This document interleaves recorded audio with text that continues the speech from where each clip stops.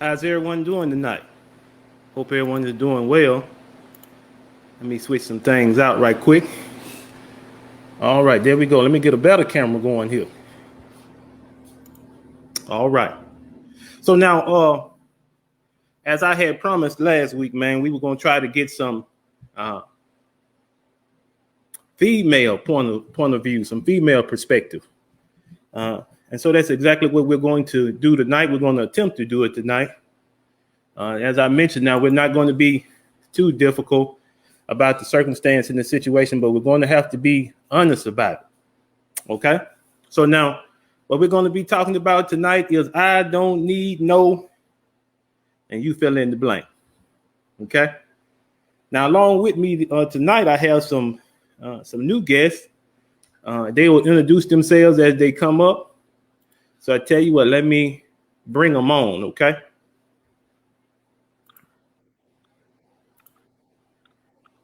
All right, ladies. So y'all go ahead and introduce yourselves. Tell me where you're from.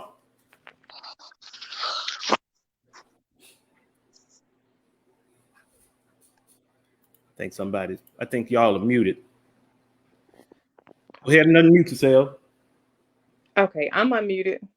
Okay. Hi, I'm here. So now, as I mentioned, now I tonight I'm gonna be kind of brave. I have a panel of sisters, and we're going to basically be discussing issues that affect the sisters. So y'all be easy on me, okay?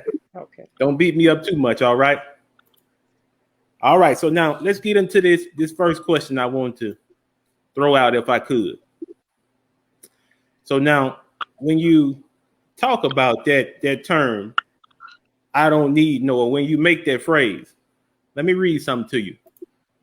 When you think about that whole concept, it's more about independence, right?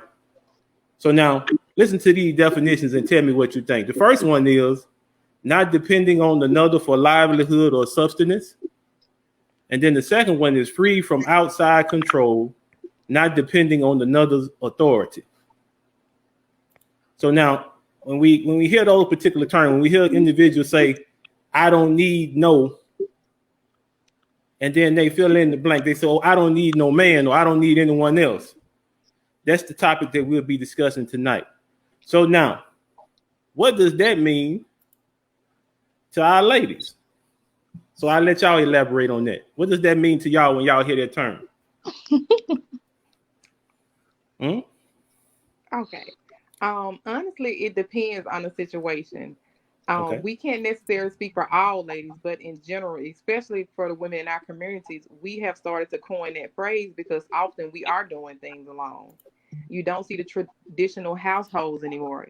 It's like women are for themselves. You find more single mothers. You have too many single parent households. So we get to that phrase saying, I don't need anyone, it's like we're standing on our own. It's like the only person we are dependent on is God because we can't depend on the men in our lives. We have absentee parents, especially fathers. It's like it's a tradition now where you do not see the father in the home. He'll leave the home and take care of another home, and he does him. So we have to. We're in the workforce. We have more demanding jobs. You see more women CEOs, more women that are being self-employed. So once it gets to that point, who do we need? Because there's not a man there. He wants to be absent, or you find some that are paying child support, some that are not. So it gets to a point where we do it on our own, where we don't even want the checks that they send in because we have to show our parents we are strong, we're our children, that we are strong Black women to make sure they are self-sufficient. Okay. All right. KQ, you got anything to add? Well, I totally agree. There are so many women out here doing it alone to the point you feel you don't need a man. And if you do need him, you don't need him for what was the second definition? No, the first definition, not the second one, the first definition. Okay. The first definition was not depending on another for livelihood or sustenance. You're working, you're providing for your kid, you have your own house, you have your own car, you're putting food on the table, you're putting clothes on your back, your kids' back. Not only just your household, you're taking care of your mother, you're taking care of siblings. So a lot of the times is need a man for what? Miss Donna, how you doing? I am well. How are you? I am doing well. I'm being brave tonight. I am all by myself in a room full of ladies. Good. That's a great thing. I would say that this is the most brave thing I've ever done in my whole entire existence. You hadn't been around a lot of independent women? Well, I have, but here's the thing. Because of the fact that the majority of my life I've spent doing the exact opposite of what's described, I don't run into a whole lot. Right? Okay. See, there isn't, and I can say this with pride, there isn't a female around me at all whatsoever that had to go through the things that were just described by you all. I get up every day to make sure that that's not the case. Oh. And so that's the reason why I feel I find myself trying to understand this point of view. But now, y'all said something interesting. Someone said already that was interesting to me, Ms. Dunn, and KQ mentioned it. So all these roles that you're having to take on, right? Roles like providing for yourself, providing for your child, providing for your family, putting a roof over your head and food in your mouth. See, all those things are necessities, and I agree. But my question is, how did we get to this point? Because now, in the 1960s, especially around the time of 1965, during the civil rights movement, there were an abundance of two-parent Black households. Mm-hmm. So what happened in between that time and now that has facilitated the need to have so many single-parent moms as head of the household? What do you think?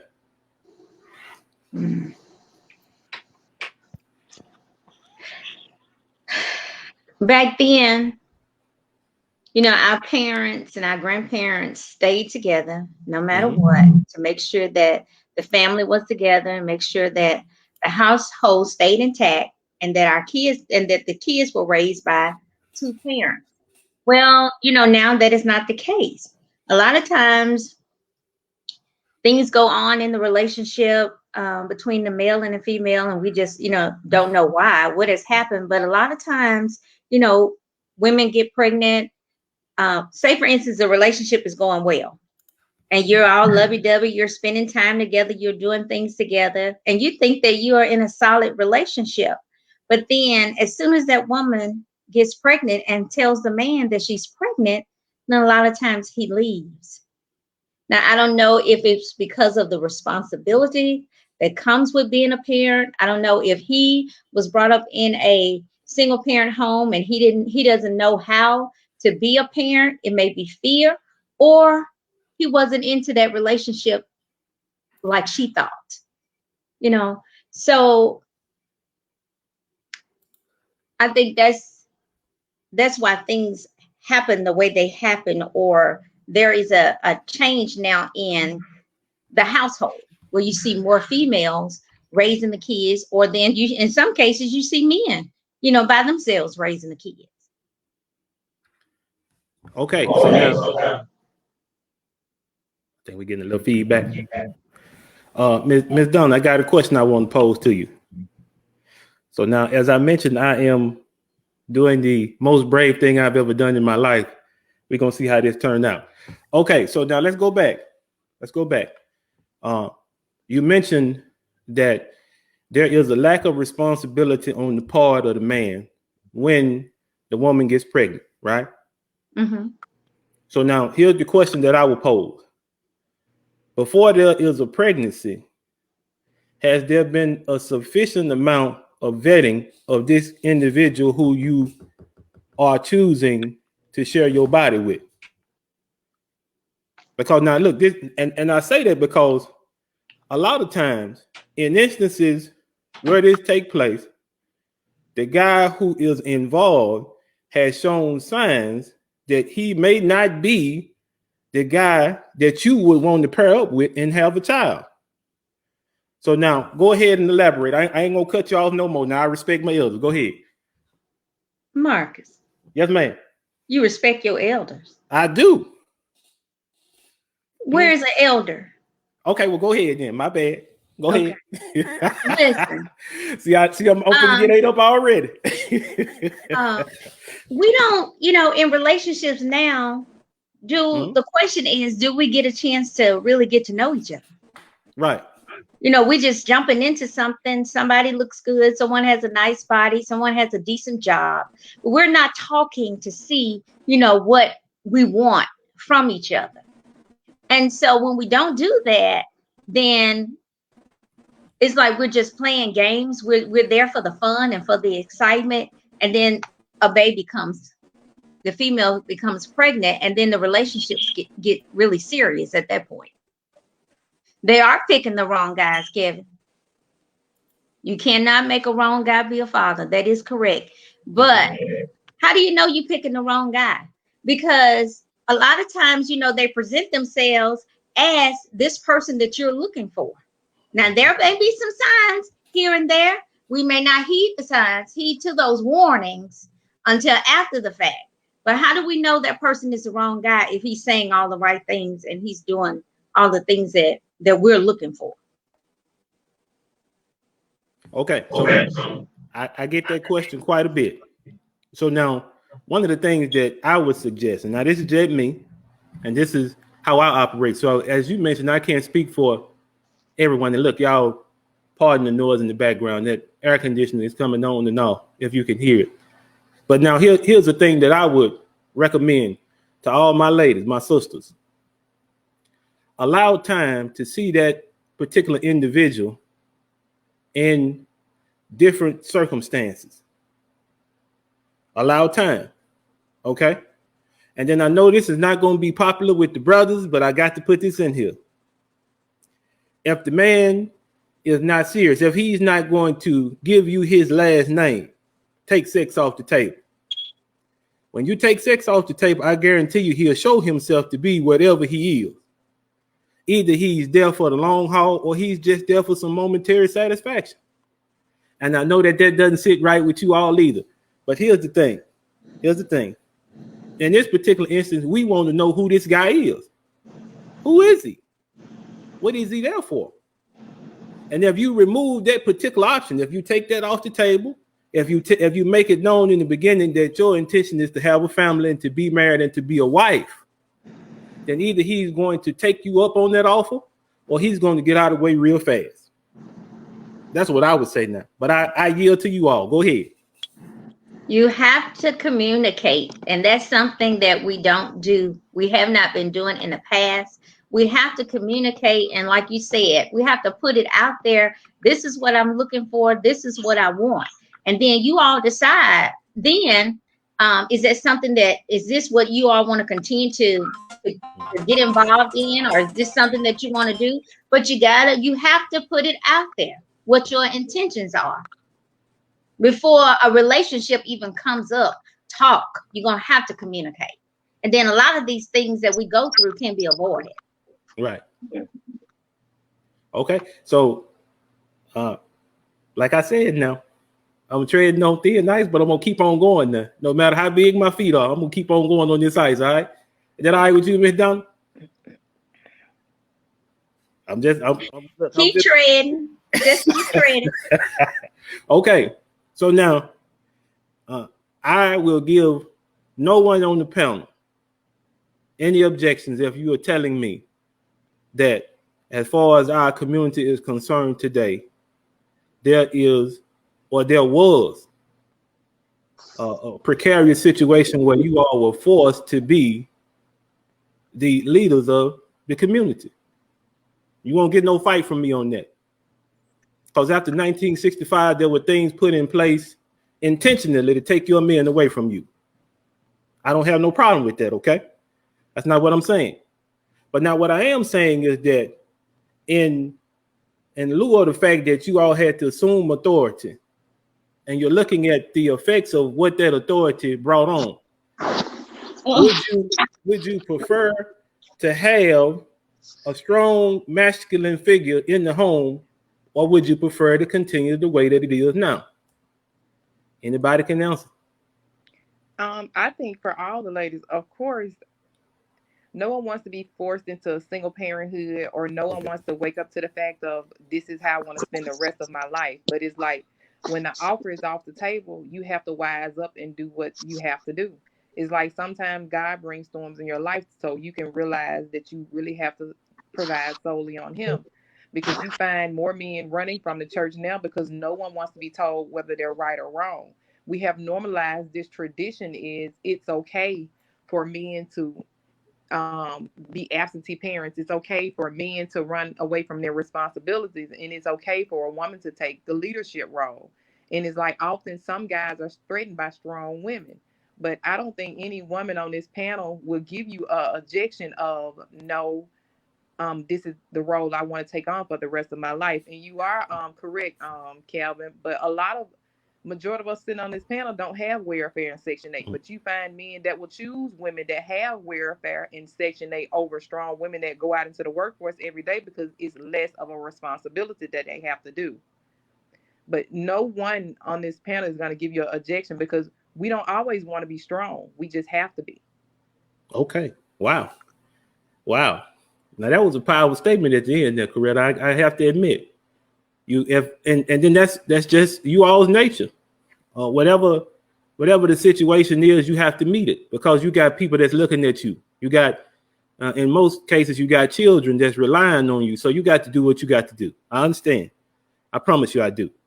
All right. So now, man, this must be a hot topic. We got so many comments coming up. Okay, hold on. What do y'all think about this comment here?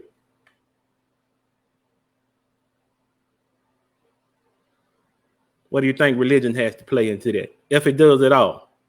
Okay, see, and people get the religion aspect and spirituality mixed up because it's like this is the thing that I do not get. You will find men, even women that follow the trends of I believe in the norm of the culture, what they putting out in song. We religiously follow what the media says and everything like that. But when it comes to the Bible, we run away from it. But or we'll say we stereotype it saying this is the white man's Bible. But if you open it up, and I don't care what any religion tells you, it can be Buddhist or anything like that. All of them are about responsibility and discipline. So whatever you choose to believe spiritually, it tells you to be responsible. When my daughter was taking a class at college, that's one of the main things she said. It's not a big difference in between the religions, but it's a big difference on how you choose your spirituality. But all of them teach respect, discipline, and being men and women. We choose alternative roles. That's what it has to do with it. Because if you believe strongly in the Bible will tell you, when I became a child, I talked like a child, but when I became a man, I put childish things away. The Bible teaches love. So we get it confused because we don't want to be disciplined. We'll follow the rules of the world because we know we have to follow or we're going to prison and we don't want to go there. So we'll stay in the norm to make sure we don't want to go there. We'll follow the rules of a job because we want that income. But when it follows the rules of anything else, we don't want that because we want what we want and we don't want to be disciplined in certain areas of our lives. Okay. Well, now to speak to that particular point of discipline, I'll phrase the question as lightly as I possibly can. Okay. I told you now we're gonna be nice tonight. Maybe next time y'all eat me alive, but I'm trying not to do it tonight. As far as discipline is concerned and structure, here's the question. In the home, ideally, who's supposed to provide the discipline and the structure? The man. Okay. All right. So now, if you all are having to deal with individuals who were raised by a single parent, right? Is there any wonder that they struggle with maintaining discipline? What do you think? I'm going to be honest. Sometimes I feel it's an excuse. Okay. And the reason why I feel it's an excuse because we have normalized these roles. And that's why I said again, if they can get up and go to work every day, if you can go out and make sure you have everything you need, shoes, clothes, and everything else, of course, because that's all the household is asking for you to be disciplined and make sure you're taking care of the home. And in the Bible, it tells you that a woman is supposed to be the helpmate, but we get the role of submissive wrong. It's a difference between love and ownership. Most men or women think I own this person because you find women take on traditional roles and that's even in the Bible with Samson and Delilah. pillow talk. I get you so weak to a point where I can take you away from your household because I'm letting you know the grass is greener over here, but you have less discipline. I can get away with more because the person that I'm with, if they're strong in their wisdom or in their ways, I respect. I want more respect because I want you to take care of the household. I want you to lead. I'm not trying to push you away, but I want you to be the man that you are supposed to be. A lot of people love the relationship with Barack and Michelle, but when you see the relationship, she was even strong behind him because he had a woman of wisdom that wanted better for him. Most men don't want that. I don't want to be disciplined. It's not because of the single parent household, because you saw a strong woman raising a man to be strong, or a woman. Men choose that excuse because they don't want the responsibilities. If you can have an easier way out of anything, certain ones take the easier way out. I had put that up there too. I thought that was a powerful comment. So now, as far as the men's role in this thing, I can absolutely see where you're coming from, Coretta. I can see that. I absolutely can. And the role of headship falls under the man. Because now here's the thing, especially when we talk about submission. I know it's not a topic that a lot of ladies talk about, but here's one thing that I think a lot of our sisters leave out of that equation. There's absolutely no one except for God that exists that doesn't have a head. If you consult what the Apostle Paul said, he said that now you have the head of the woman that is the man, but then the head of the man is the Christ, and then the head of Christ is God. So if everyone has a head that they have to answer to, let's say, for instance, I'm a man in my household, and I know that I have to follow the example of Christ. If I'm not following his example, then I have to answer to him, right? So I think a lot of times, most people, the only thing they see when they think about submission is, oh, I got to answer to some man and I got to do, but he has someone he has to answer to based on the way he treats you and your children, the children that you have for him. He has someone that he directly must respond to. Even some scriptures say that even if he treats you in a way that he shouldn't, then his prayers can be hindered. That's true. So my thing is this is my thing. If that's the case, and we know the way that headship is supposed to be done, right? When it breaks down and there's a particular position that we're supposed to fill, should we be looking up at the person above us, or should we be occupying our position? What do you think? KQ went away, didn't she? She probably, I think we should follow Christ. If a man and a woman is following Christ, it's not going to be an issue. You are going to have issues regardless, because there's two worlds colliding together, because I'm different and you're different. But when we come to, and it tells you, when a man or woman, when you are wed, you become as one. So you make those decisions together regardless how hard it is, because you're making those decisions for Christ, because that's who your life is led by. But again, I put this out there. No one wants to follow that rule anymore, because often, if we don't truly know the Bible and understand what it means, we get the role of submission wrong, and the man gets the role wrong, because everyone can't be a leader, but everyone has a role they have to play. And no woman that truly believes that, we don't mind being a helpmate, but it gets to a point where we are no longer the helpmates. We are the stronger vessel in a relationship, because he chooses to opt out because he no longer wants that strength. He gives it away. It's no different from the Samson and Delilah relationship. If you have other options that come into your life and pull you down when you're weak, who has to be strong then? And so, as I mentioned, you'll get no fight from me on that, because I understand that there were things that came up into our community that we had no control over, and those things resulted in absent fathers. Because here's the thing.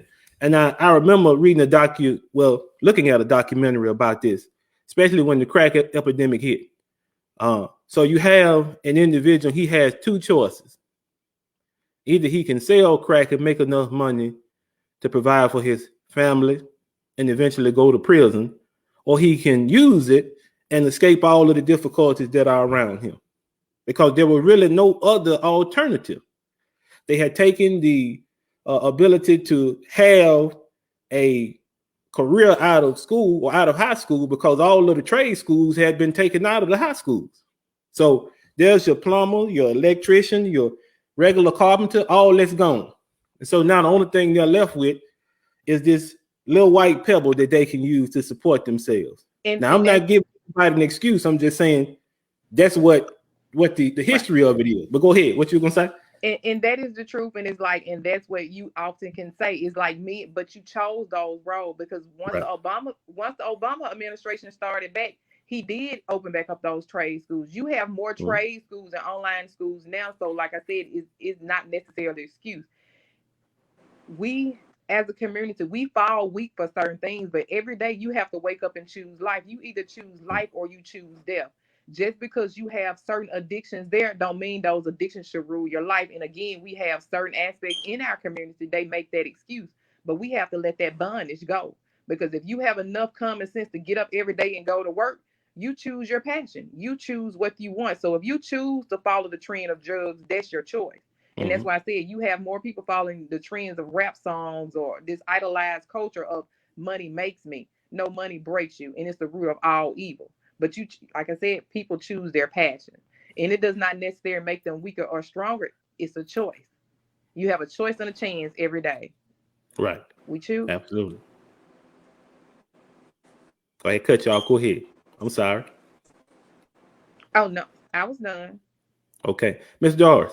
Hello. Are you there with us, Miss Doris?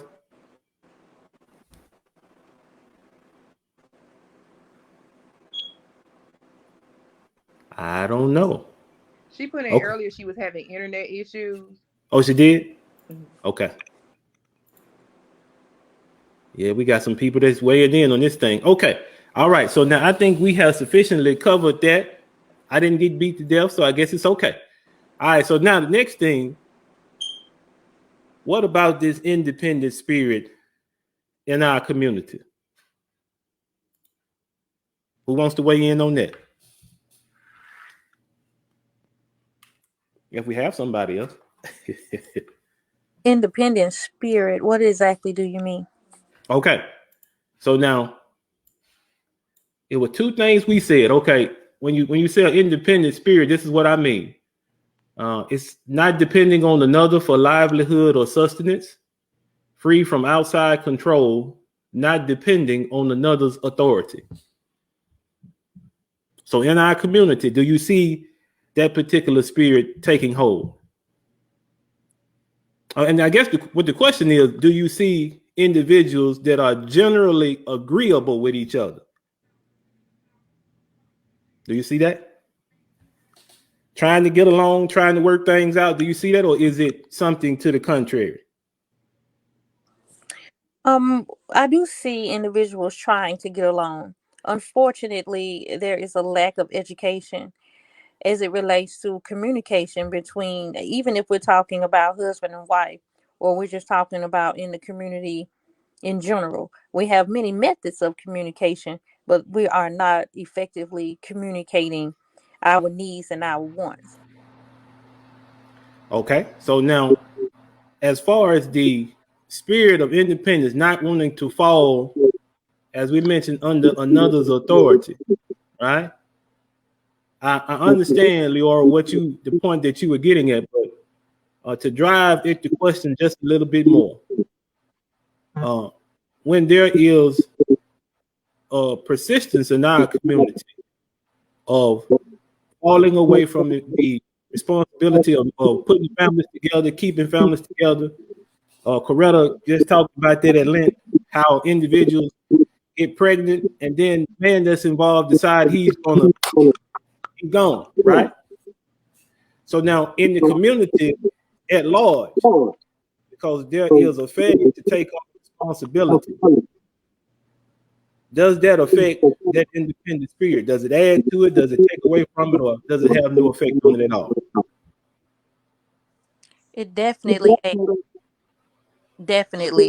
adds to it because, like Coretta was saying, it's not that we as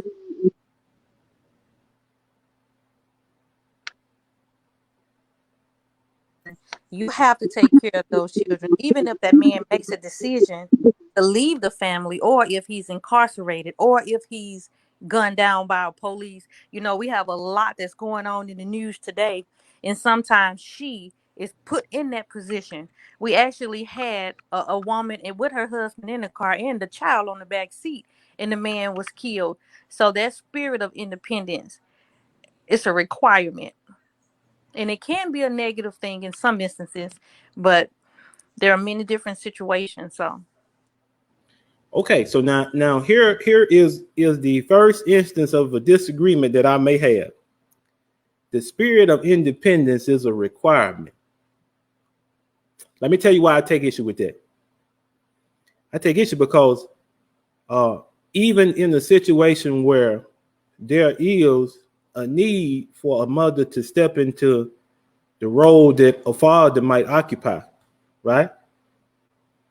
I think a lot of times the independent spirit manifests itself when there's an attitude that accompanies having to do that. And the attitude most likely is a negative one. Because now you hear so many times, you hear people say, well, growing up, you know, my mother always said my daddy wanted this or my daddy wanted that. And maybe that was the case. Maybe he wasn't all the things that he was supposed to be at that particular time. I'm not taking anything from anyone, because here's the thing. I realize that there are some of my brothers who have not taken on the responsibility that they should have. But now that independent spirit as well, because of the situation that you've been placed in through no fault of your own, right? Now your attitude toward the opposite sex is negative all the time. Is that necessary? I disagree. Okay, go ahead. Every woman that is independent is not necessarily negative toward the male, toward the opposite sex.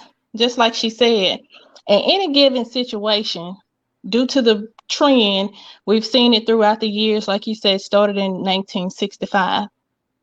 You know what you have to be. You know, any given day, be it your fault or no fault of your own, you are going to have to be the sole provider. So you have to tell yourself and prepare yourself to be this independent person. So just because you are, and like she said, there was no father, there wasn't a man getting her pregnant and leaving her and, running off. He was gunned down.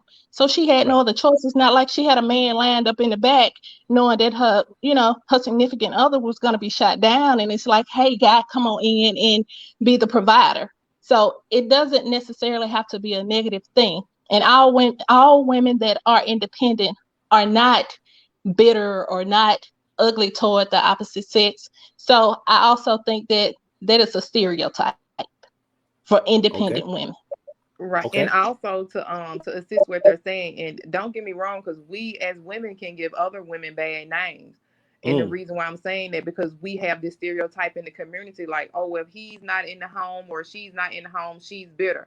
No, sometimes it's not bitter. Sometimes it comes to that spirit where I want better because I want better for my children.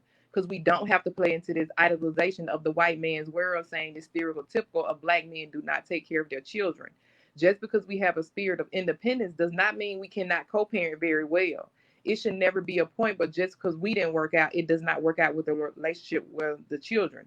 We should be adult and grown enough to know where we can have an argument, we can disagree, we can be mad at each other, we can have hate for each other, but the children are supposed to be bigger than that because these are our seeds. This is what we send out into the world. This is our legacy. So I think where she come from, that spirit of independence, sometimes that spirit is there because God embodies us with that. He knows what is going to happen already before it happens. Sometimes we can also cause things to happen in certain situations, but he gives us a way out.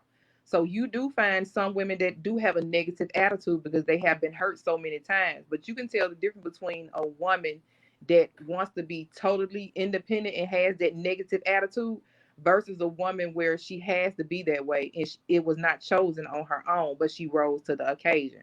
Because just like men wear many hats, we wear just as many. But imagine you're in your home and your child is asking, where is my father? Or when it was reversed with the man, where is my mother?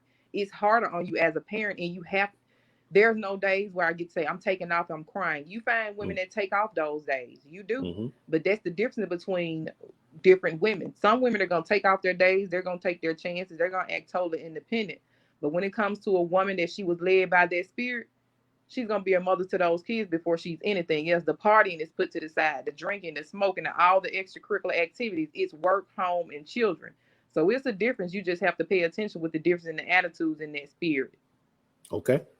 Okay. Now that's something that I'm glad that was cleared up, because when we discuss the spirit of independence, that's what we're talking about. Now we're not referring to you all who have been placed in a situation out of your control. We're talking about individuals who, this is the path I've chosen, this is the path I'm going to go on, regardless of what anyone thinks. But now here's a question. If you made several statements, Coretta, most of which I must admit I agree with. But now let me pose a question to the panel. In situations where the opportunity to have the significant other involved, do you think that there are ladies who choose not to have that involvement? Now, I think it's important that I know we're moving on to the next question as it relates to this independence. Mm-hmm.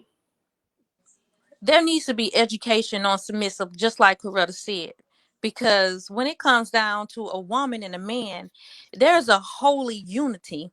There's a oneness when in a marital union, right? So, and as it relates to the independence, her life is just as significant as his. And in Judgment Day, she has to stand and give an account for herself, just like he does. In the same hell that God has for him, he has for her. The same heaven that God has for him, he has for her. So that spirit of independence, it's important that we not look at that as a negative thing, because there is a spirit of love. There's a spirit of peace also. So I'm just a little confused with that spirit of independence, because she's by no means second to him, but there is a holy unity. There's a oneness among the two. So when Christ is the head, go ahead. I'm sorry. Some of these questions will be irrelevant in a situation where Christ is the head and the man is walking in that place of leadership.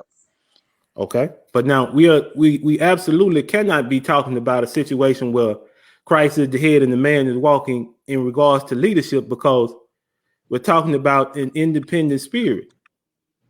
If a man has a I don't mean to cut you off, but that's just like you said. And as women, we're gonna be passionate about this topic. And as a man, I know you're passionate about it. But see, you're a different type of man.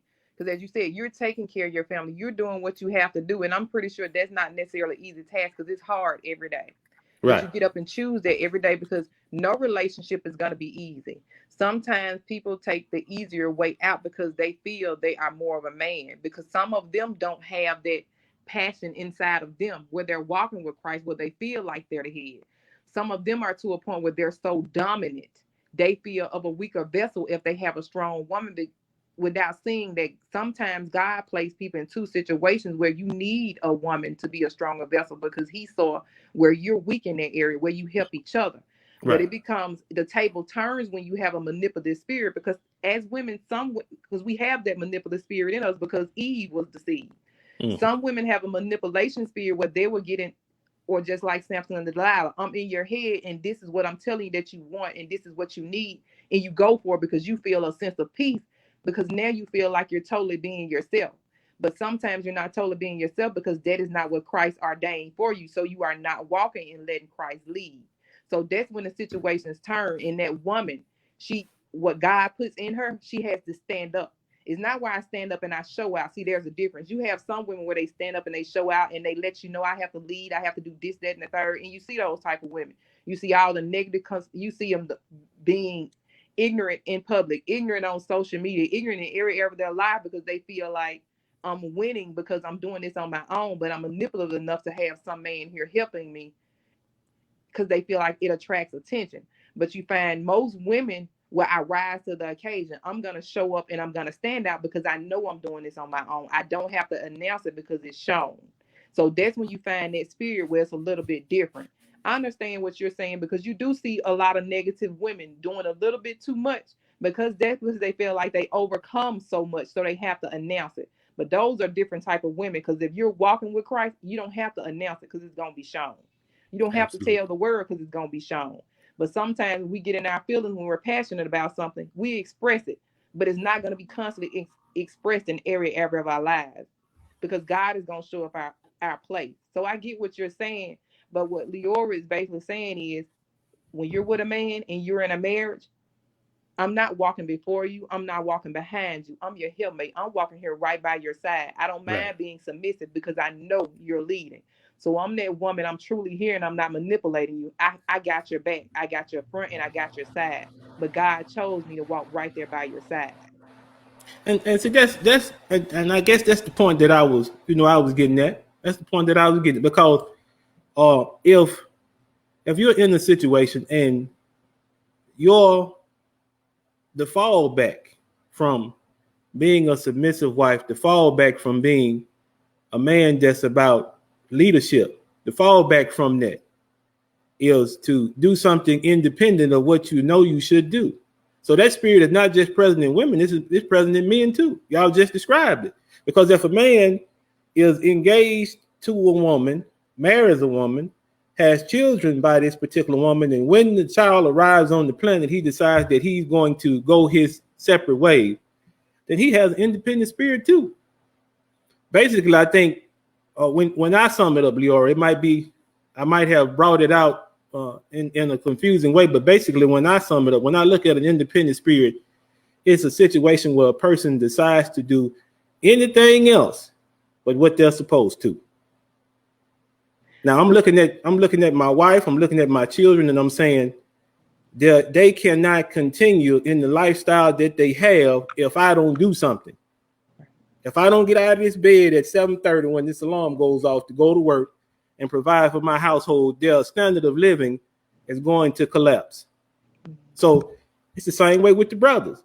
But now the reason why I kind of linked it toward the sisters is because in our community, 80% of the families, 80% of our families are led by single mothers.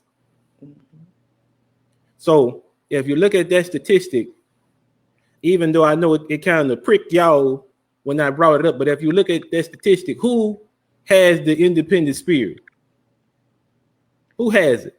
If 80% of our families are led by mothers, there's somebody missing, isn't it?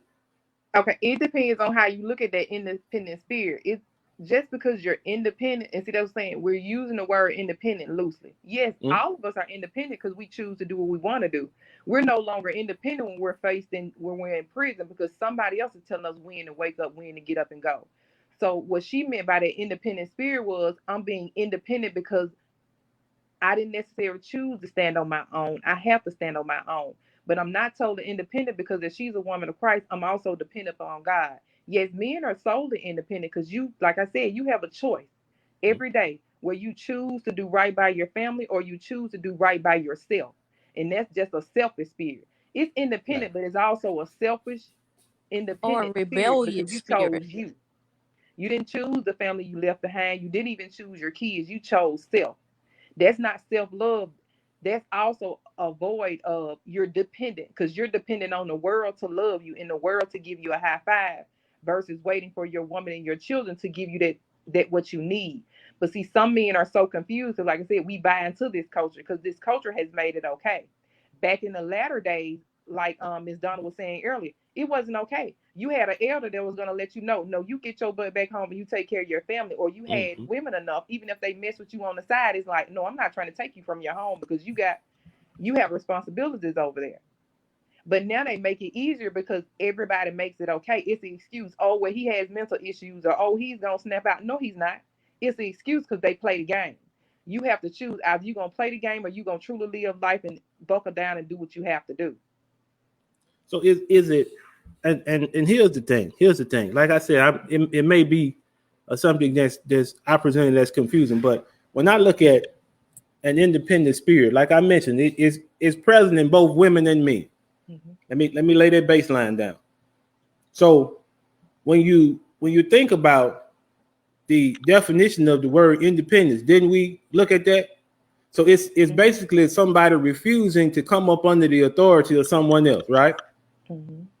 So what I'm saying is, if it's 80% of our community that is led by single mothers, 80%, and I'm also saying that the men in our community have refused to come up under the authority of their head.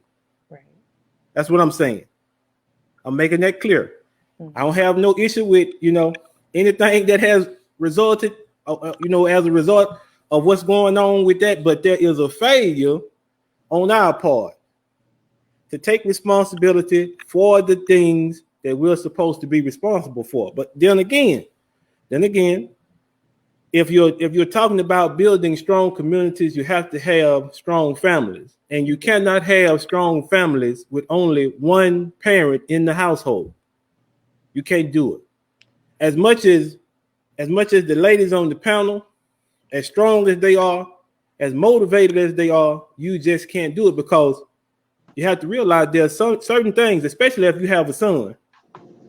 There are certain things a mother cannot teach her son. She just can't do it.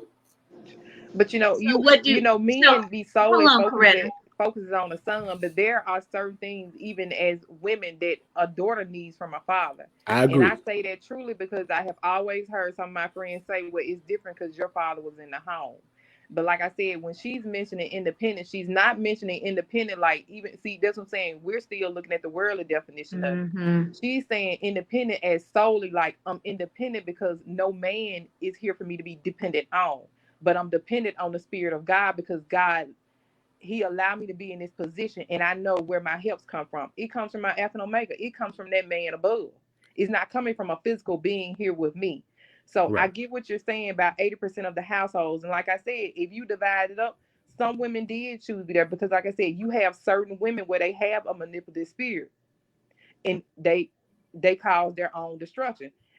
I made a post one day. See, you have a difference between a brick house and a powerhouse. You have some women that, they are brick houses. You see a strong structure, but they're going to be weak and crumble.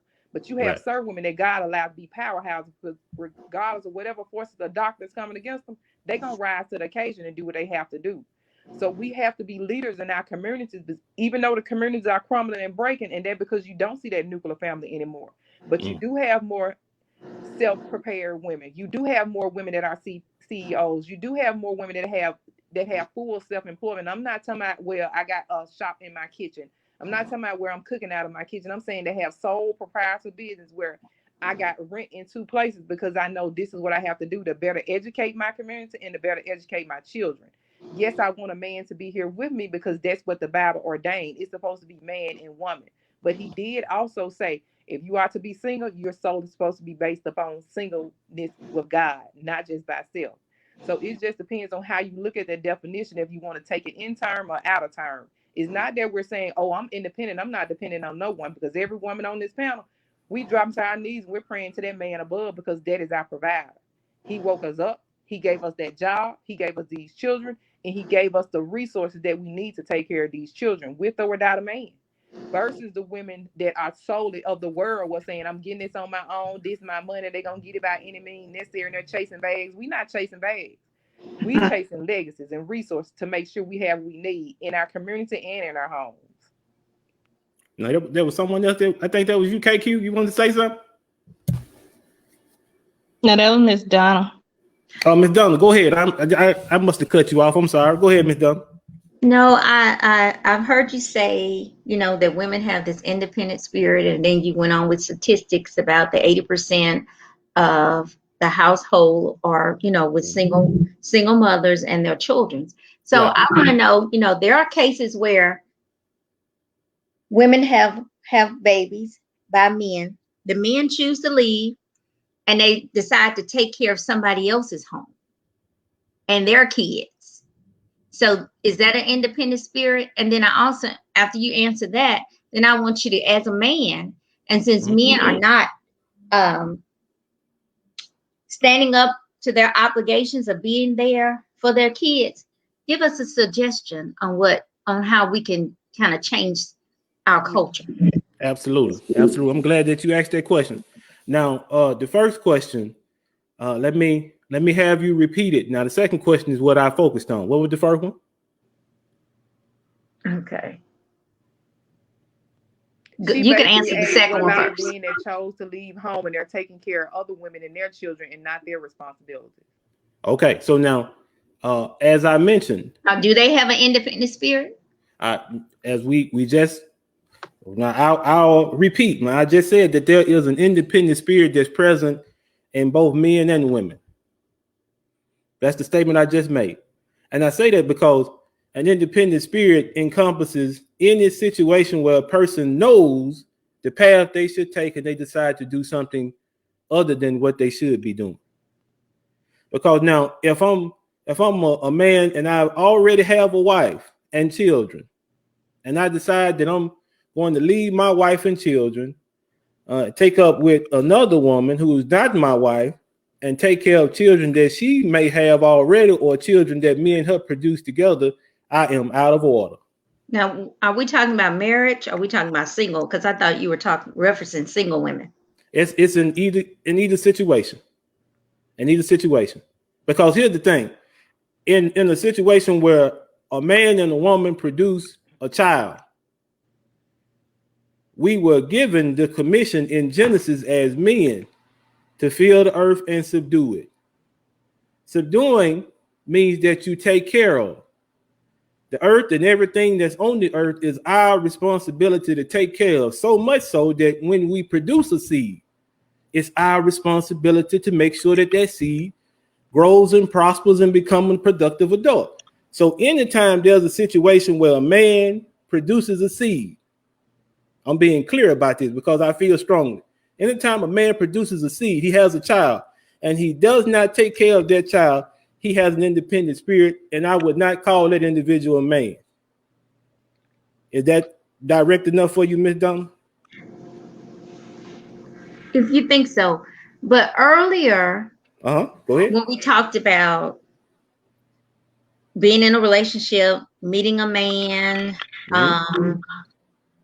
not talking about what we expect out of the relationship, what we want from each other. We talked about the lady getting pregnant and the man leaves. Right. Then you also mentioned that if they were married, then there would be the leader, the man would be the leader of the household. Right.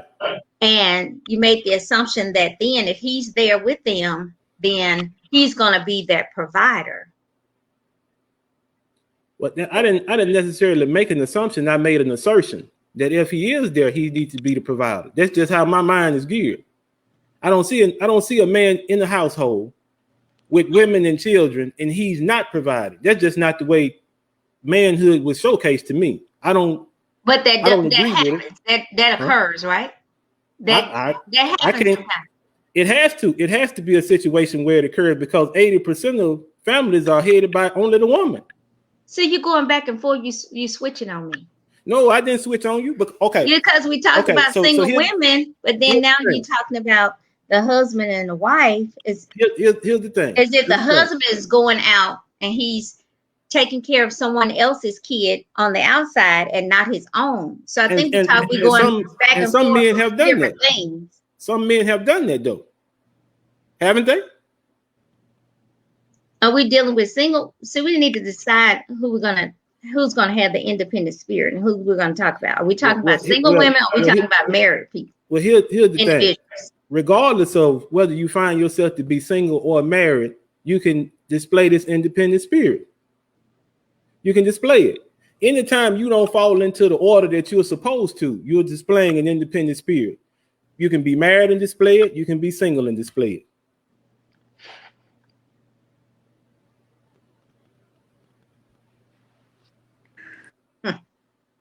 Okay.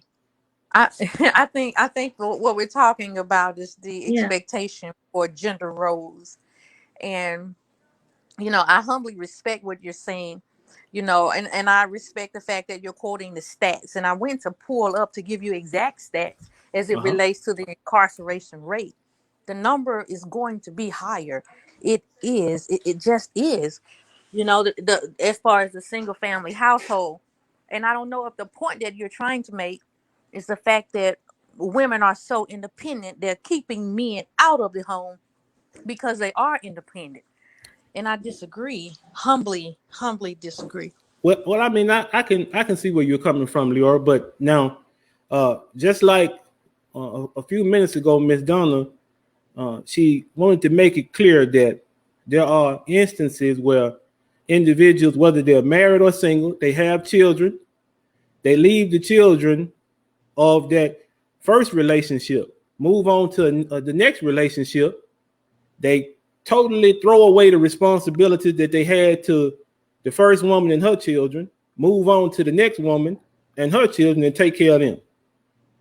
That was one of the situations that we had, right? That we talked about.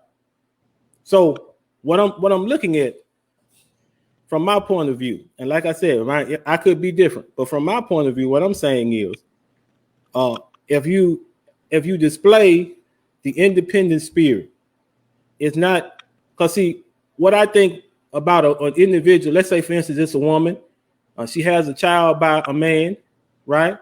And the man is shot down. And she steps up to take care of that child, like Coretta said. Is that an independent spirit, or is that just simply assuming responsibility? Independence is independent. And did you not say being independent or not being independent is not taking responsibility or taking on the role that you're required to take on? Right. So if she's stepping up, taking that role, then the definition, which is the total opposite of what not being independent is. I mean, Right. does that not mean she's independent? I mean, that's what it is, because it's the direct opposite of what you just described. Okay, so just for clarity, KQ, are you saying that she's displaying an independent spirit or not? Yes, because she's stepping up, taking that role, assuming responsibility as she should. Okay, so now according to that definition that I read, y'all, right? Not depending on another for livelihood or sustenance, right? Free from outside control, not depending on another's authority. When that woman steps up into the responsibility of taking care of her children, she's not answering to anybody else's authority, is she? What should she do? No, I'm asking you, is she answering to anybody else's authority when she steps up to take care of that child? Whose authority should she be answering? Yes. I mean, yeah. That's what I'm asking. According to the entire conversation that we have been having. Ooh, wow. According to the entire conversation, the definition of her stepping into that role, assuming that responsibility, she is now considered independent, because we started off with the man not being there and the woman taking care of the household and other people in the community. That was the original definition, and that's what we've played on this entire conversation. Right. So, despite of what happened that made her become the sole provider, it still means that she's currently independent. Okay, I see where you're coming from, but yet again, let me ask the question again. Because she steps into that role of responsibility of providing for that child, does that make her independent? Sole responsibility. Okay, does that make her independent? Yes. She's independent if she stays in an abusive relationship. She independently made that decision to stay. She independently made that decision to stay in a relationship. If it's right or if it's wrong, she made the decision independently to leave. She made the decision independently to stay. Regardless, she independently made the decision to do whatever it was she chose to do. But it is by no means her fault because she chose. Okay. It is by no means her fault. I think we really, really have to look at the gender roles and expectations that a man may have for a woman, because God, and I repeat, Jehovah, God does not see women the way the world does. He does not. She has the same reward as him. She does not get into heaven by default because she has a vagina. She has the same expectations, the same reward, and the same punishment as he will have in the end. And I understand where you're coming from on that, and I totally agree, because there's nowhere in the 66 books or the 40 writers of the scriptures that is the case. You're absolutely right. Everyone stands or falls on their own merit. You're going to reap what you sow. But now the reason why I asked that question, and you all answered it, and you did so despite hold me. on. Let me I don't mean to cut you off, but Go ahead. see, I think you're focusing on the worldly definition of it. And I think you're misinterpreting what they're trying to express to you, saying that she's up under no one's authority, because the authority role of the domination of that the man is supposed to have in the household. And I'm not going to say dominant, but we coined the term of she's to be submissive and he's to be submissive. It's like she's acting up on the authority of self, because I have to step into that role. Even if she was asserted into that role, the only authority she's up under, if you want to look at it biblically, she's up under the authority of God. Okay. Because now he has given her that authority to step up in that role. So that means she's not independent then. Well, that means nobody's independent then. That's what I'm saying. It depends on how you look at it. If you look at that definition of worldly, she's independent because she's not up under anyone's authority. But if you look at it spiritually, see, that's what I'm saying. You have to pick your battles. It depends on which way that you want to look at it. And if you want us to look at it like Christians, then no, none of us are independent. Okay. We're not independent. But if you want to look at it worldly, yes, because we focus on worldly things, because we don't focus on God, because we cannot physically touch him. We can't physically see him. So it depends on how you look at it. You're either going to look at it from a Christian worldview, or if you're a Buddhist or anything like that, or you're going to look at it strictly from the world's point of view. If you look at it from the world's point of view, she's independent. But truth be told, even if you look at things from a world perspective, we are up under the authority of the government. We are up under the authority of police rules. We are all up under someone's authority. But if you look at up under authority, even when a man walks out of the house and he doesn't want to do his role, or even when a woman, because you have wonderful fathers that steps into the role to be in a single parent household. So it's just not the general roles of women. We can't solely focus on women, because I know a lot of men that step into that role and they take care of those children, because the women choose to get up and leave because they're looking for something different. So it just depends on how you look at that definition. But even if you solely look at it in that other kind of way, truth be told, in life, no. If you look at it from that perspective, everybody has an authority figure. We just have to choose of who we're going to be up on authority of. What we need to focus on is an ownership issue, because some people allow the world to solely own them. Some people allow a man to own them or a woman to own them. So it just depends on how you look at it. And that's the point. That's the point I was finna make too. No human being on this earth, man, woman, period, is solely independent. You are getting something from someone at some point in time.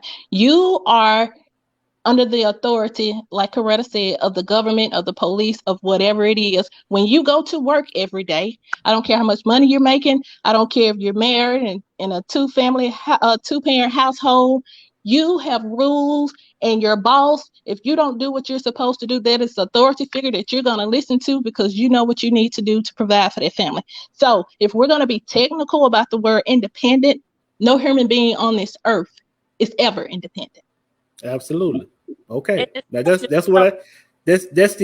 point I'm glad that y'all came to.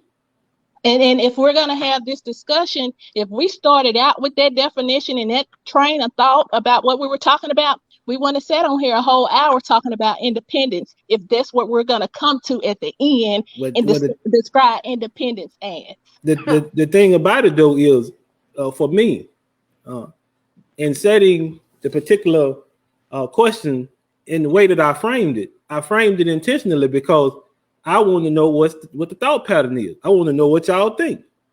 Why would I give you the premise of the argument at the beginning and not let you work your way through it? But see, even from the beginning, I have been stressing for the longest.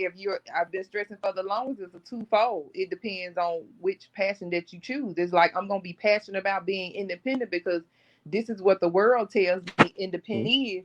But like I said, it's a different. See, we get gender roles and stuff confused because everybody wants to be the head. But you have to pay attention. It's a different.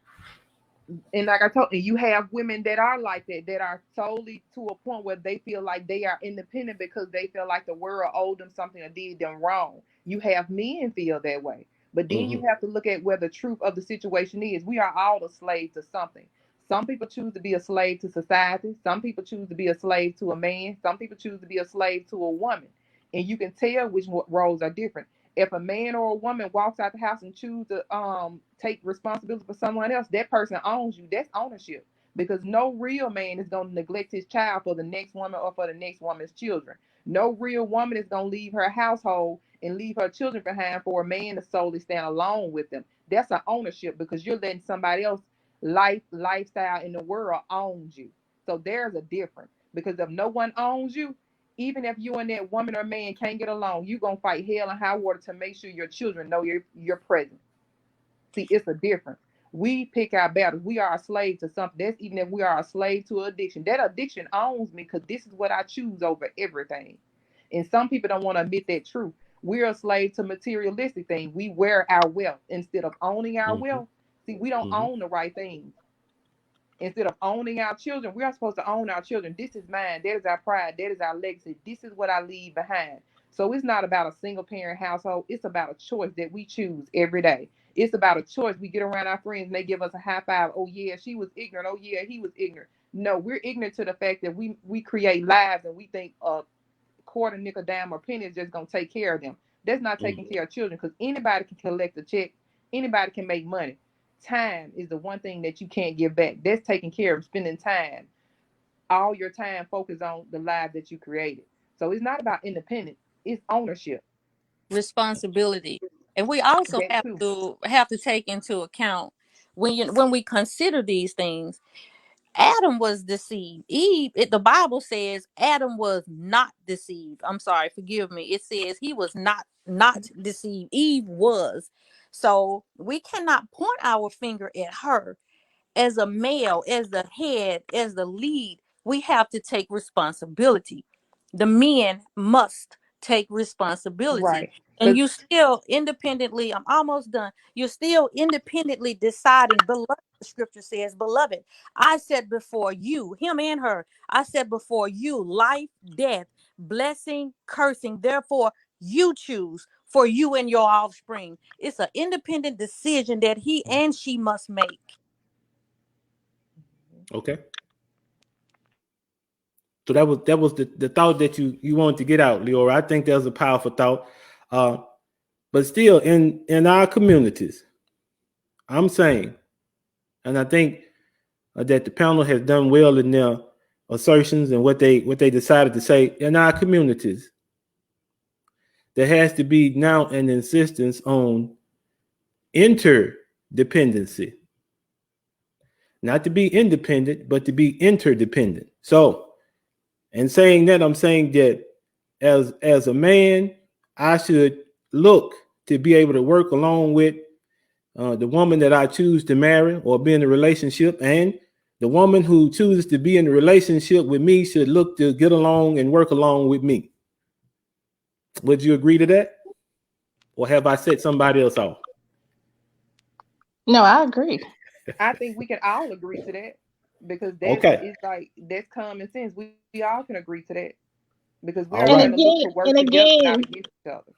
And again, there is still, you're bringing up this whole statistical thing of an independent woman is bitter and don't want a man and feel that she has to stand alone. She can't stand alone, and I don't want. That is not the definition of an independent woman. Not the technical definition. The definition that we hear often. She's not necessarily bitter. She's not necessarily wanting to do it on her own. She's not necessarily saying, I don't need a man because I don't want a man. It's saying that it's proven that I can do it alone. A man would help. Yes, I would love to have one. But if one doesn't come along that meet those standards, because you have to be careful with saying, yeah, I need a man, because if you get any old Joe Blow off the street to come into the home, like we were saying with the married couple, just because a man is in the home doesn't mean he's taking care of home.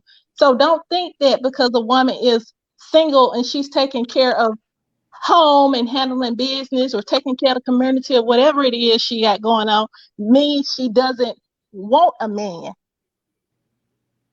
Just because you have a man doesn't mean that he's up to par and that he's stepping up, taking care of home either. So I think that there is this stereotypical thing that an independent woman, and like you said, you started off saying it, has a negative attitude, and that is not right. That's not true. Just like saying all black men are thugs. We know better. Right. But now the course of the conversation is dictated by questions that I ask, right? Mm-hmm. And so there has to be a way that I can get your thought process involved. So if I say something that you disagree with, then you feel free to disagree. Do you understand what I mean? Now I understand the premise of what you're bringing up. All black men aren't thugs. All single parents aren't bitter. Of course that's the case. But now if I don't ask the tough questions, if I don't put this out there, then who else is going to talk about it? And it's not in the situation that we don't talk about it, but the issue is the platform and how we talk about it. Because like I said, we idolize songs. We idolize things that we see on TV. We don't idolize the nuclear family. We don't idolize parents actually not being together, but getting along and raising their children together. We have this term where we put negative connotations on our community. Oh, she's bitter. She's ignorant. She's mad. No. Sometimes it's I want better. I don't have time for it because I do have children to raise. It's not all about, we have to stop pointing fingers at each other. Either we're going to raise children together, we're going to raise communities together. We have to put down the negative conversations. We have to. You're right. We have to have a seat at the table to make things. We have to understand that God gives us an opportunity to make the wrong things right. But we have to choose our battles. And it comes to a point where some things are better left unsaid, because if a woman is passionate about, if a man is not doing what he has to do, then she's labeled bitter. But it's never to a point where she's better, or it's never to a point where she's independent. We don't take the term independent because it's a pride issue. We take the term independent because that's the term that has been coined to us. So we take it and we work with it. We don't mind being interdependent, because if you constantly put that conversation out there saying, oh, black women are bitter, black women are mad, black women are ignorant, it's gonna raise the hair on our heads. It's gonna start different conversations. And then women, we have to get off this thing of, oh, she's bitter, she's mad, because women do it to each other too. And then we embed that in our black men mind, and they jump on it too. There should never be a situation where you're sitting in a room with a group of women and you're agreeing with that. It's like you do have to have a point where you tell them better. There's never should be a conversation where we sitting there having conversation and tearing each other down. We have to do better as a community. We have to change miracle into misery into miracles. We have to change bitter to better. We have to change hardships into hope, because we have to do better as a community. If we don't stand together, who is going to stand with us? We have gotten to a point where we point fingers too much. You're right. Back in the 60s and 70s, oh, they came together. They marched together. They had pride together. We don't march together because John Sally is going to sit over here. Oh, I'm not doing that because I ain't going to get nothing solved. Or if you have a man that's not taking care of his child or something like that, you're going to get with a woman that's going to tell you, oh, you don't have to. She's just mad. She's bitter. Or if you have a woman that's not doing with her kids, she's going to get with a man that's not going to lead her better. Oh, he's sorry. He's so-and-so and so-and-so. If we're not together, we shouldn't have a conversation about each other with the next person. If it's going to be a conversation, it should be a conversation of enlightenment. This is what you need to do because this is going to make that situation better. As women, we hold responsibilities toward each other because we're women. United we stand, divided we fall. As men, you have to have these strong conversations and push that conversation so we can be better toward our black women. We want to be better toward our black men. We do. And I believe you. I absolutely do. I believe what you're saying. So when I make reference to the statistic, the 80% of families being led by single mothers, do you all take that as a insult to you, or can you look at that another way? We take it as we have to do better, but there's nothing that we can honestly do. And just like I said, we have to pick our battle. Certain women are to a point where they're angry and they're just tired. Certain men are to a point where they're angry or tired. But we have to take all the conversation off the table and constantly make excuses for them. I don't care who raised you. I don't care who made, that's your past. You have to live in your present. So if those statistics are high, yes, as a community, we want to get those statistics down. But we can't go fight that battle ourselves. We have to get better as a whole. There's not a thing we take and we put a eye on our chest saying, oh yes, we independent, this is good because we 80% being led by women. We want the platform to be equal. KQ, you about to say something? Oh no, I wasn't. Okay.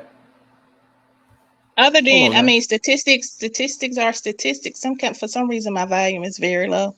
But I mean, the statistics are the statistics. And instead of using them to, point the finger at who and whether it's a negative or whether it's a positive or whose fault it is, like she said, look at it, see what it is, get the facts, and do better. And even like you said, it's 85%, we should be focusing on the why, because like Leora brought up, incarceration. We've sat here and talked about how the man got the woman pregnant and left her and whatever. That's not necessarily why it's 85%. There are, I'm sure, 1,000 different situations that have driven that number up, but we always tend to take one thing and focus on it. It's not a cookie cutter. It's not a cookie cutter reason. That's not why, because he got her pregnant and he left.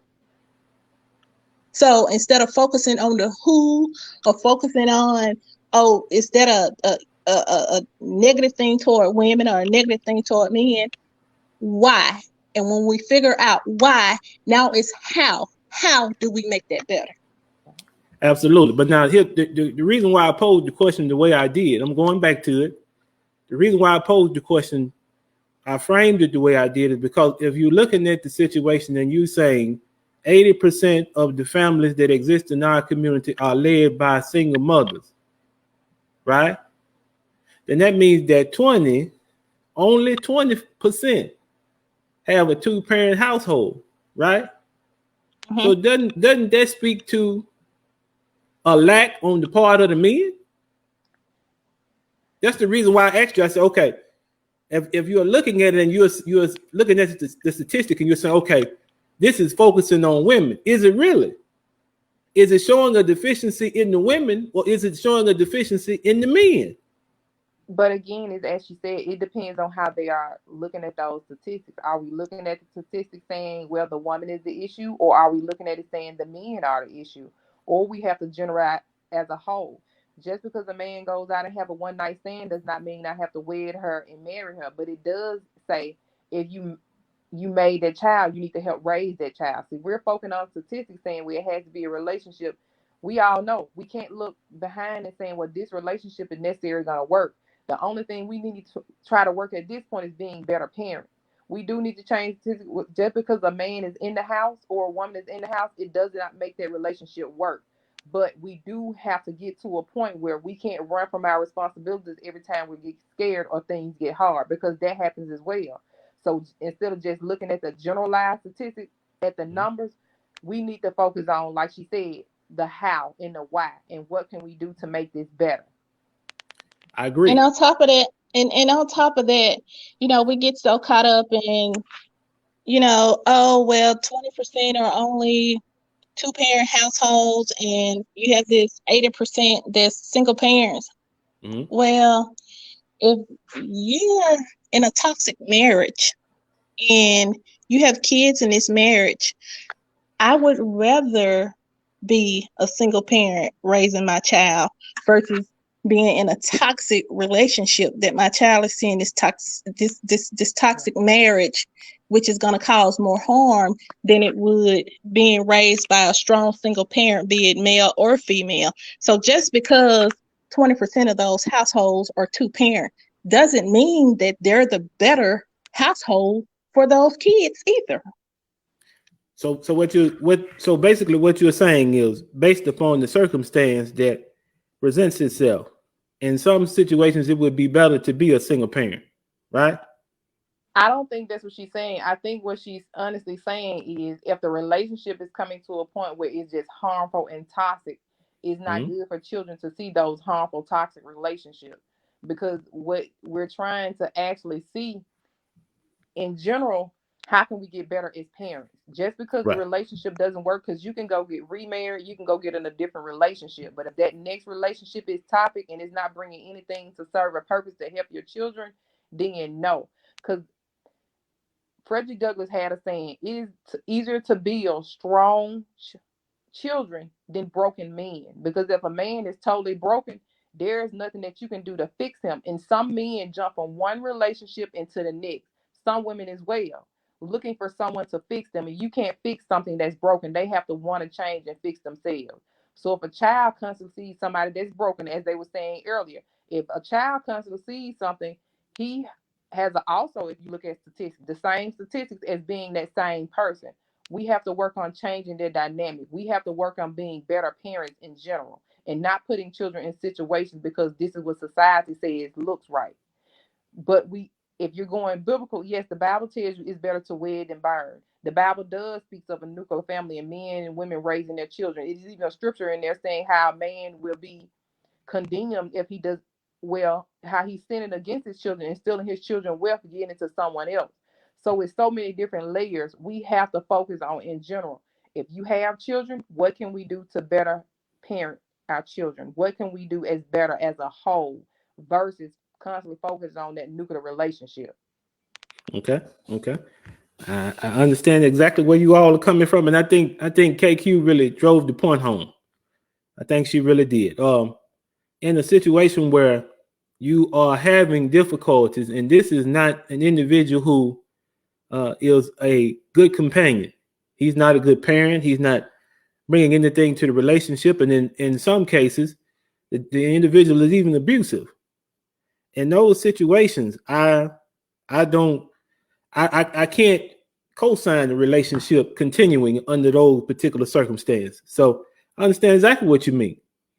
I understand that. So now that we beat that question to death, let's go on to the next one.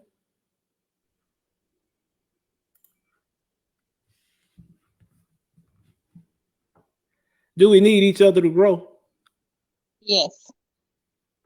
Why don't we come up with solutions here? Why we continue to beat on, what statistics say Because and why men are not that's here? Why we can't come up with solutions? because We that's can't going to keep be the talking last about the question. same thing over and over again. That's So going to be the last question. we got to bring it on home. Okay. Mr. I understand where you're coming from. All right. So do we need each other to grow? Would anybody like to speak on that? What do you think?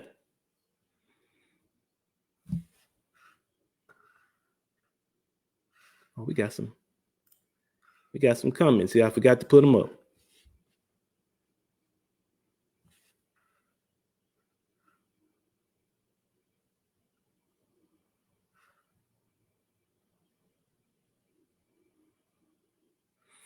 Kevin strikes again.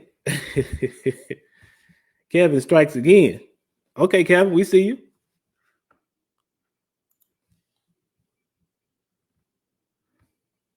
Okay, so as far as growth is concerned, the reason why I picked that particular question is because when you look at individuals in our community, as Coretta mentioned, they are more concerned about materialistic things. They're more concerned about wearing their wealth. They're more concerned about how they look presently, other than what they leave to generations that's coming after them.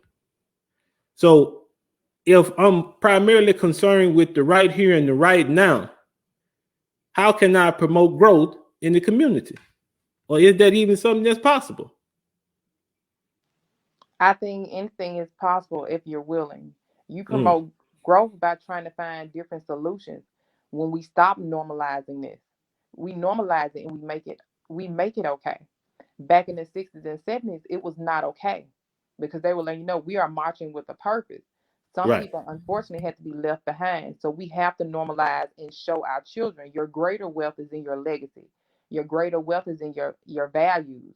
They tell you things grow when you nurture it and you put it in the right perspective, in the right environment. Our environment has changed because this is what we normalize. So as Donna said, we have to find different solutions, and we have to change the dynamics of the conversations. We have to get more celebrities involved because they are the models of the communities now. It's not the community leaders, because this is not what our children pay attention to. Our children are broken because unfortunately some of our men and women in the community are broken. We normalize the wrong things and we tear down the correct things. All right, I totally agree. So normalizing positivity, making sure that we're being constructive and not being individuals who want to continue to tear things down. I understand where you're coming from. I do. So now, but at Ms. Donald's request, we're going to go to the final question of the night. I thank y'all for coming up so much. Here's the question. It's all about solutions. So now that we've talked about those particular questions ad nauseum, what can we do to help the situation? So now, Coretta, you said finding solutions, but specifically, what can we do? I think that's the hardest part. I don't think there's a neat answer of how we can normalize the situation. How can we rectify and take back our communities? I think we do need more leaders. I do think we need more spiritual leaders standing out in the communities. I do think we need more of our brothers standing out, educating our generations. I do think we need more celebrities jumping on the bandwagon saying, hey, this is not okay. We have to truly change the dynamics in every realm of our lives. It's not just spiritual, it's emotional, it's worldly. We have to change the dynamics. There's no infinite solution. We have to try to figure out different solutions. So now let me ask a question then. I understand where you're coming from, but now, as we mentioned, there was a stronger family dynamic in the 60s and the 70s, right? So what was there with them that seems to be what held them together more than anything else? Their spirituality. They met up in the church houses. Okay. All right. And so my premise on what would make everything better for us is just to simply look back at what worked before we came along. It did. The because dynamic coming out of slavery, coming out of that generation, they had more black-owned successful business. They had more names. They had more companies where their name was their platform. Their last name was their legacy. The only person we see pretty much changing the game now, we can give LeBron James his credit because he has changed the game. Tyler Perry, right. He's a minister in his own right. He's changing the game. He's changing like, no, this is not normal. Barack Obama came along and changed the game, but we don't have enough of that, putting that content out there. From the things that we watch to everything we consume, it's a bigger dynamic and a platform that's needed because this is the generation where children, where social media, where any media platform takes the head. There are three main educational institutions: the home, school, and church.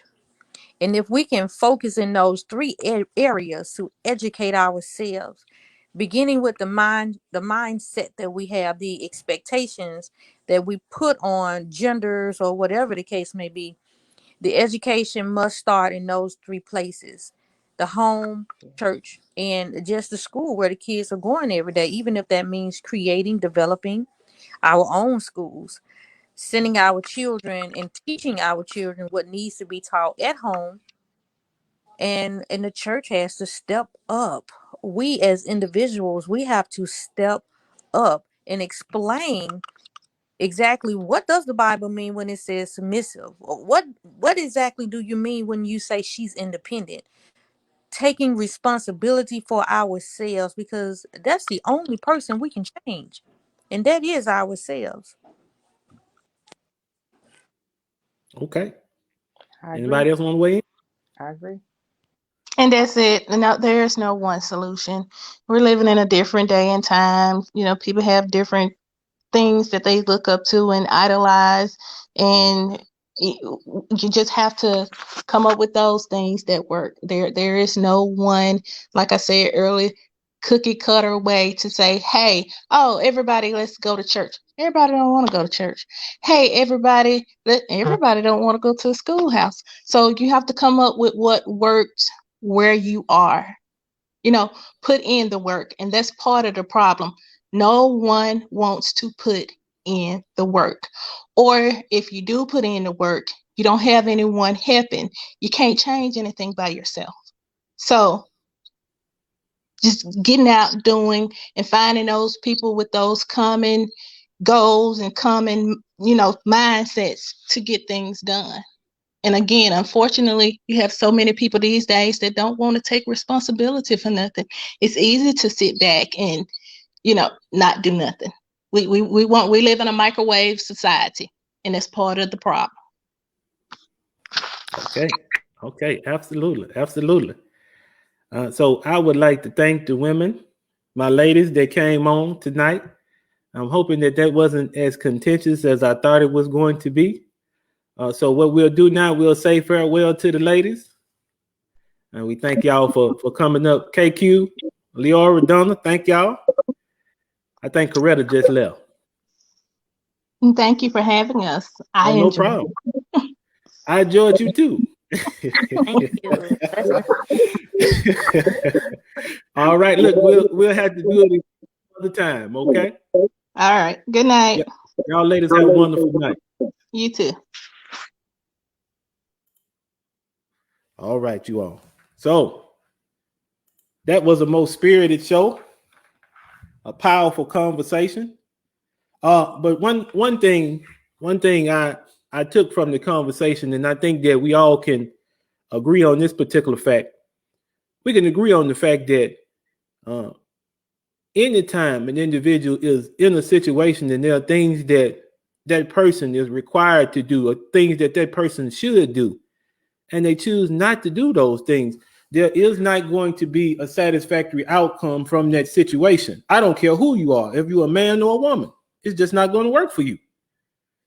So in our community, the things that are constructive, the things that we should be doing as individuals, the cooperative spirit that we should be showing, that's what we should focus on. And speaking with the ladies tonight, I intentionally brought up that statistic of 80% single parent households. And there's actually two ways that you can look at that thing. You can look at that as being a situation where the women want to be apart from the men, or conversely, you can look at it as being a situation where the men want to be apart from the women. Either way, it's counterproductive. So when we sit and have a conversation like this, is it aimed at trying to discredit either group? No, it's not aimed at trying to discredit either group. That particular statistic is used to bring a situation that's a problem to the forefront. And after we've established what the problem is, what the trend is, then it's up to us as intelligent members of our community to come together and try to resolve the situation as best as we possibly can. So now it's not an attack. It's not an attack on the sisters. It's not an attack on the brothers. It's a reality check. This is where we are. And if there is a situation where the brothers are unwilling or the sisters are unwilling to come together and unify, then how does the community continue? How does it? It absolutely cannot. So those were the thoughts, man. As I mentioned, this had to be the bravest thing I've ever done in my entire life. And I'm glad that the sisters that were involved tonight didn't give me any room to work with. They had opinions, they had beliefs, they stuck to their beliefs and their opinions, and they ought to be applauded for that. Because we got to take a stand, regardless of where we are on the issue. If the stand is one where we're trying to contribute some positivity, then that's what we should go with, being positive, trying to work things out. Well, we had an impactful show tonight, didn't we? I think I said a couple of things that might have ticked a couple of our viewers off. I'm going to do that from time to time because just as much as you believe in certain things, I have things that I believe just as strongly in. All right? Well, as always, thank you for tuning in. Next Friday, we're going to do it again. Hopefully, we can get some brothers involved so we can put them in corners and get what they think about certain situations, okay? All right. As always, man, thank y'all for tuning in. Be easy.